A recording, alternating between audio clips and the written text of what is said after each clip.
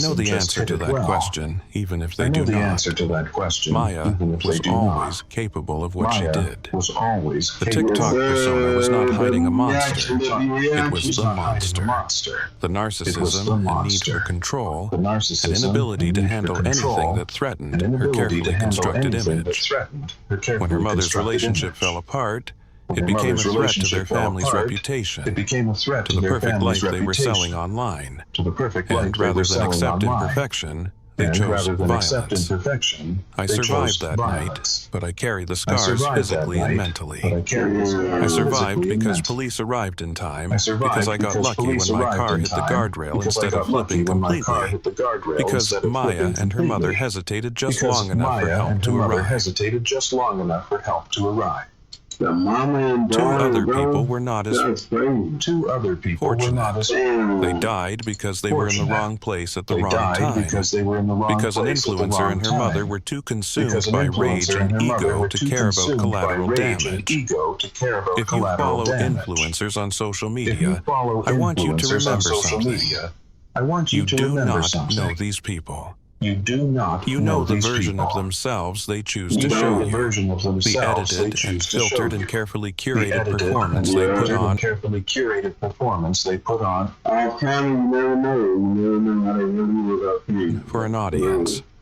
Behind that performance could be kindness and authenticity, or behind it could be someone capable of violence, someone who values their image more than human life, someone who will do terrible things to protect the illusion of perfection. Maya taught me that lesson in the worst possible way. I hope you never have to learn it the way I did. It's so easy to become a podcaster with Riverside. First, go to Riverside and open an account. Hello, my name is Mark, and I have a story to tell you. It all started a few years ago. Back in the day, when TikTok wasn't this popular. That's when the whole thing started, with me staring at my phone every morning, hoping for notifications that never came. If you look me up now, you'll find nothing. All my accounts were suspended and banned. But it wasn't always like this. I used to be very popular, but for the wrong reason. The first time my videos got attention was when I caught a real fever. I was stuck in bed, sweating, bored, annoyed. I posted a clip saying I felt awful. For the first time in months, comments flooded in. People asked if I was okay. Some wrote essays about staying strong. I swallowed that attention like it was medicine. When I recovered, everything went quiet again. The silence felt like someone had pulled the plug on my whole world. I posted another video saying the fever was lingering. People reacted again. It felt too good, almost addictive. That's when things started to rot. Even if I was too desperate to notice.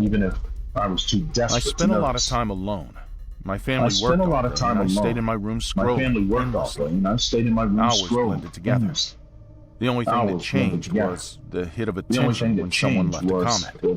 Eventually, just saying I felt sick wasn't enough. The views dipped again. The app made it clear. Be interesting or disappear. That pressure sat on my chest like a weight. I hated the idea of going back to being invisible. So I pushed the story further. I said the fever had turned into something worse. I claimed my legs felt worse. Oh my God. People believed me instantly. They called me brave. They sent money. Their support hit harder than anything else in my life. I practiced looking weaker by dragging my feet through the hallway. Who's going to jail? I'll see where he's going right now. Who's going to jail? Yep. Who's going to jail for fraud at the end of the day? Watch. I'm calling you right now. I recorded myself using a chair like a walker. The comments exploded with sympathy. Soon, I bought a cheap wheelchair. It squeaked hard, but it looked real enough on camera. People cried in the comments. Donations increased. And the silence in my room finally vanished. Every day, I woke up terrified that people would stop caring. I checked my phone before I even moved. The idea of being ignored again made me feel sick. I pushed the lie deeper. I acted shaky on camera. I filmed late-night episodes. The more dramatic I made it, the more people followed. But the tension in my head never faded. I barely slept. I hid everything from my family. I trained myself to stay in the wheelchair for hours so my legs looked stiff on video. The routine messed with me until I wasn't sure what was fake anymore. When I uploaded, my throat tightened with pain. If someone noticed something, what if the whole thing collapsed? The comments saved me. They also trapped me. They called me strong, a fighter. That word poisoned me more than anything. Strong.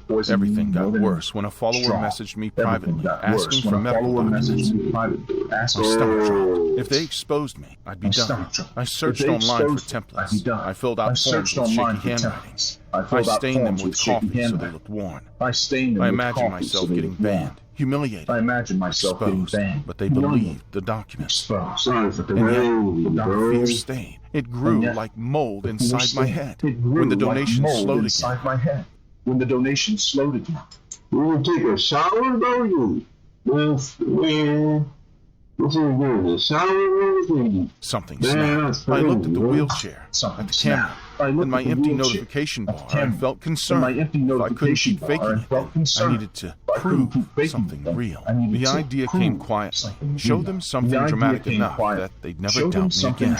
My family had no idea. They thought I was dealing with some rare condition. I hid everything: chairs, receipts, packaging. I pretended to nap whenever they checked on me. But the final push didn't come from me. It came from them, my audience. They started demanding proof. Some wanted close-ups. Some wanted live updates. Some wrote things that felt more like orders than comments. If it's that bad, show us. Don't cut the video next time. We need to see something real. I should have logged on. Instead, I reread those messages until the pressure twisted into something worse. A sense of obligation. That's when I hit a small tool in my room, convincing myself I'd only pretend to use it for a video. But the longer I thought about it, the more real the idea started to feel. That night, I set up my phone on the floor.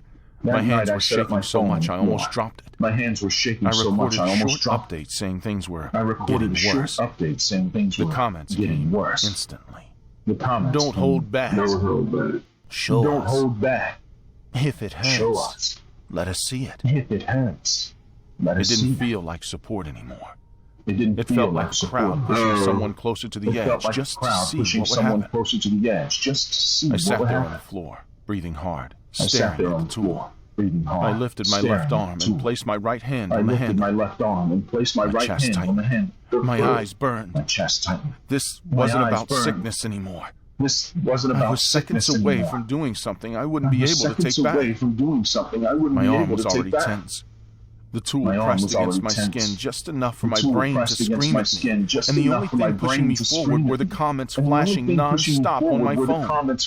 Do it on camera. Don't chicken out. We've been waiting for this. Someone even wrote, if you stop now, you're a fraud. My heart pounded so hard I felt lightheaded. The internet is not, man. The internet is so evil, bro. Like, what the hell, bro? For a moment, I actually leaned in. They have yourself with him. Put your eye out on camera. Ready to follow through just to shut them up. That's when the door blasted open so loudly I jumped. My brother lunged toward me before I could pull back, ripping the tool out of my hand while my parents grabbed my arms and held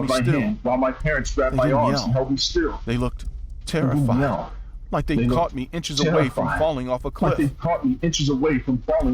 you get stuck on a melody, or if you just feel like you can't get a song started, Output's co-producer is... I couldn't even look at them. The only thing I could see, even with the tool gone and my family pulling me into the hallway, was my phone screen, still glowing on the floor, filled with strangers cheering me towards something. I almost did. My family held my wrists gently, keeping me from picking anything up. My mom kept saying my name like she was trying to pull me back to reality. I couldn't look at any of them. Shame hit harder than anything else. They didn't yell. They didn't freak out. They just stayed with me, grounding me, Just making sure I didn't do something stupid in a moment of panic. I didn't fight. I didn't even speak. They helped me up, guided me out of the room, drove me to the hospital. No cameras. No comments. Just the heavy silence of facing what I'd almost done. The doctor talked to me calmly, told me I'd be transferred for evaluation. My family stayed nearby, exhausted and scared. My account was suspended. My videos removed. Donations refunded. My name stopped trending faster than I could blink. Now I'm in treatment. I'm learning to live without constant validation, without turning myself into a spectacle. I'm not proud of anything I did, and I can't blame it all on the audience. I was the one who crossed lines, even if I stopped right before the worst part. Sometimes I think about how close I was, how my brain convinced me that strangers' attention mattered more than my own safety. The scariest part isn't what almost happened. It's knowing that if my family hadn't walked in, I might have listened to people who didn't care whether I survived or not. Only whether the story stayed interesting. And that's what I have to carry now. Every day. My name's Leah. I'm 18. Damn, man. That's crazy. Man, this song's crazy, man. That's why you can't be right up in the internet like that, man. Like, you can't listen to those comments when you do social media, so don't listen to the comments. Man, you know, especially they be thirsty, bro. They'll not be thirsty for no money, no donations, no subscribers, or nothing. Damn. They want you to hurt yourself. And for the record, I didn't plan any of this. Things just got out of hand. Before it all went to hell, my life was the same as any other girl in hell. School, part-time job at the cafe, wasting hours on TikTok like everyone else. My friends and I used to laugh at stupid videos, make dumb lip syncs, and post filters that made us look like someone else. That's how everything started. A stupid act. There was this girl, Dana. Everyone knew her. Tall, perfect hair, the kind of face that got likes no matter what she posted. We were never friends, but she followed me for a while. Then out of nowhere, she blocked me. I didn't even know this until my classmates started asking if I'd seen the account. It was a TikTok page with my name on it. Or well, a nickname they made up. They posted videos making fun of me. Slow motion clips from class, taken without me noticing. My face distorted. Captions saying I looked like a rat. The comments were full of laughing emojis. The username had Dana's style. At first, I thought it would fade away like every other thing online. But it didn't. It got worse. Every day there was a new post. Someone filmed me walking home, eating, even talking to my friends. It felt like the walls of the city were closing in on me. I tried reporting it, but TikTok just sent an automated message. My mom told me to ignore it. My dad said it was just kids being idiots. But it wasn't just that. They were hunting me online. Then came the messages. Anonymous accounts sending me threats. Comments saying things like, "Wait till we see you after school." I knew it was Dana's group. 5 girls, all younger except her. I didn't even know their names. I only knew their laughs. One Friday night, I snapped. I sent a message to Dana on Instagram, told her to stop hiding behind fake accounts. She answered instantly, saying we could talk in person. Let's clear things up tomorrow. Building your app. That's a setup right there. On base 44. Behind the mall. Behind the mall. She wanted me behind the mall. Everything went wrong. I got there early. The parking lot was half empty. The wind carried plastic bags and the sound of a bike chain hitting metal. I stood near the fence, trying to act like I wasn't nervous. I kept